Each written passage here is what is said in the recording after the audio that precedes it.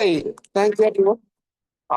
Thank you. Right. Okay. Thank you, everyone, for joining us. Thank you to Rabbi Goldmeier for being with us.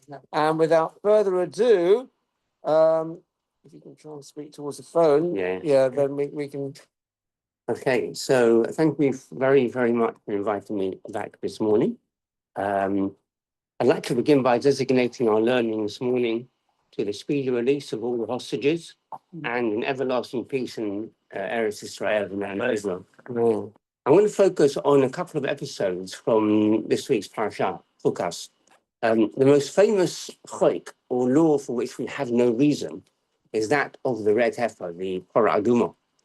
At the beginning of this week's parsha, we are told that this is the statute of the Torah which God has commanded, saying. And the age-old question is, what is the point of a commandment if we don't know a reason for doing it?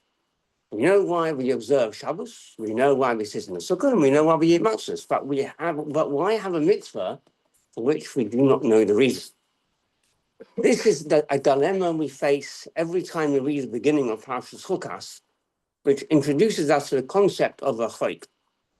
Our chukim make up a relatively small number of the mitzvahs of the Torah. An example of a chok that is presented to us here at the beginning of our parsha is Korah Adumah, the red heifer. If somebody was spiritually impure, in order for them to become pure again, the ashes of the red heifer, which have been slaughtered in the appropriate way, were administered. And as a result, that person became pure again. However, the one who administered these ashes himself became impure. And this doesn't seem to make sense at all. However, it's a command from Hashem, which at the time of the Mishkan and Beis HaMikdash was carried out with great passion. In order to appreciate the chukim, the laws which we do simply because we are told to do them, Chief Rabbi Sir Ephraim Mervis relates a moshel that is taken from the Mesilas Yesharim written by the Ramchal, Moshe Chaim Nesato, and it goes like this. This moshel goes as follows.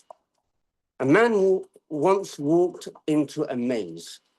The aim of the game was to make one's way through the paths of the maze in order to reach a tower in the middle. But however hard people tried, the paths would take them to this side or that side, to an angle or backward, and people would become completely lost. But this particular man walks into the maze, and as he does so, he hears a sound. It's a voice, and it says, I'm a man standing on top of the tower. I can see you with my binoculars, and through this megaphone, I am guiding you. The man listens to the instructions. He would love to follow them to reach the tower, but he's got a problem. They don't seem to make sense. Why is he being instructed to walk away from the tower in order to reach the very tower which is ahead of him? So either he can say, that person on the top of the tower can see far more than I will ever know or see. I'll put my trust in him. And as a result, he will follow the instructions and he will find the path that goes backwards actually leads him to the connecting path, which will take him all the way to the tower. Or he could say, no, I reject that. The sounds I'm hearing can't be authentic. This ancient form of communication is irrelevant to me. I'll find my own way. Perhaps he might still get there by chance, or he might become totally lost, or he could find a point somewhere within the maze which he will presume is the tower and from which he will get some sort of benefit. So it is with our lives. Soon after coming into this world, we discover that it's a maze. We're hedged in. There are doubts, there are problems, there are challenges. We are looking for the tower of happiness, of meaning and fulfillment. We are so privileged because Hashem can see everything that we cannot. He knows all, and through his Torah, which is the megaphone, he addresses us and gives us instructions. These instructions often make sense, but sometimes they don't. But if we follow the laws of God, we'll be on our way to reaching the tower of meaning and contentment in life. Now, I'd like to explore very slightly a second episode from Parashas Chukas, which is that of the rock Some people call it a well, but a well is attached to the ground. And this, of course, is a rock that wasn't attached to the ground because it miraculously gushed forth water on behalf of the greatness of Miriam and Leah. And Rav Moshe ben Maimon, the Rambam, writes, when it comes to character, I should actually start by saying that during this episode with the rock, the people, as we know, well, Moses and Aaron, Moshe and Aaron were commanded to speak to this rock. And once they did so, nothing happened. Some say it was a different rock, but the fact is nothing happened. So the Bnei Yisrael, desperate for water for themselves and their animals, they started complaining in the most really, really chattering, really, really almost ganging up on Moshe and Aaron. And so Moshe and Aaron called the people rebels. You rebellious people, why are you doing this? And God was not happy with that. That, in fact, some of the Mepharshim say was the reason Moshe and Aaron were not allowed into the land of Israel, because of their choice of words towards Bnei Israel. So the Rambam says that when it comes to character traits, the correct path that a person should choose in nearly all cases is the middle of the road. In this way, his soul will acquire a good nature. This is what the Rambam says, and he will get along with people. In fact, the Mishnah in Avos backs this up by saying it describes as a path that is honorable to one who chooses it and honorable to the eyes of others. The Rambam continues. Hashem told Moshe that he failed to sanctify his name. His sin, Rambam writes, was deviating from the middle of the road toward one extreme, which in this case was anger. Hashem was very tough with Moshe because a person such as Moshe should not have voiced his anger toward Bnei Israel. When a person expresses anger inappropriately, and in particular, when the anger comes from a person from whom others learn how to achieve success both in this world and the world to come, this causes a desecration of God's name. Elsewhere, Maimonides in Hilchos Deus writes that we are commanded to take the middle of the road, which is the good way. Rambam learns this from a pasuk in Devarim, where it says, "V'holachto," the words in the pasuk say, "V'holachto b'dracho," and you shall go in his ways, in God's ways. Our Chacham explain, just as Hashem is called giving, so you should be giving. As Hashem is called compassionate, so you should be compassionate. Just as God is called holy, so you should be holy. This, says Maimonides, is called the way of Hashem. And in yet another place, the Rambam writes, when Moshe Rabbeinu requested to make your way known to me, Moses said to God, please make your way known to me. He was asking to know the names that describe, God's names that describe how Hashem acts.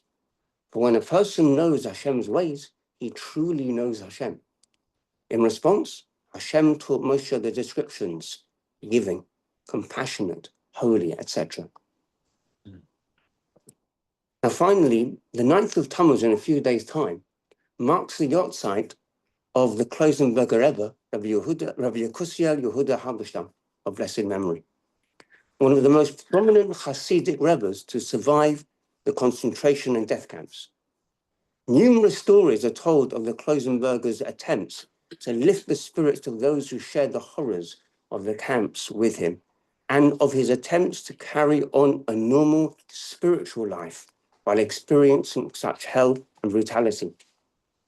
In the book Lapid Eish, Torch of Fire, written by Aaron Saraski, which is based on the teachings of the Kloisenberger Rebbe, a story is related. On one occasion, the Kloisenberger spoke to those around him of methods that help one succeed at Torah study. While most camp inmates thought only of physical survival, the Kloisenberger's mind was on the spiritual concerns.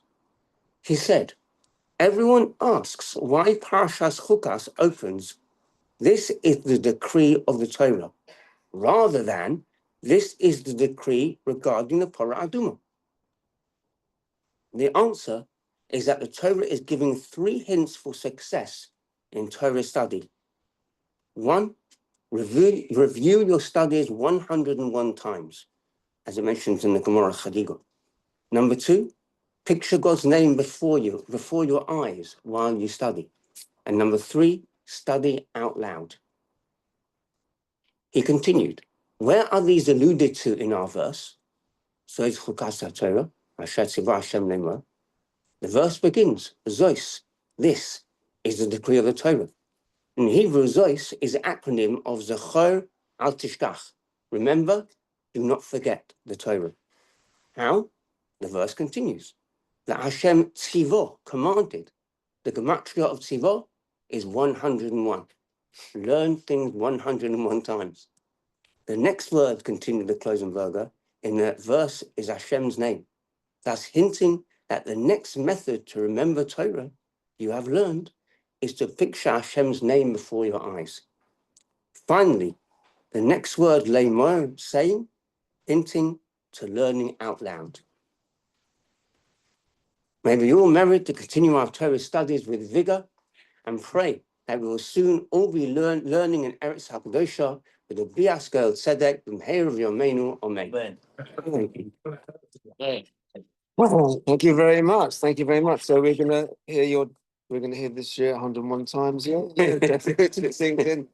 Right. Okay. Does anyone have any particular observations? Thank you, Rabbi Goldmeier. I will turn off this Zoom if I can. I don't know what to do. Right. Okay.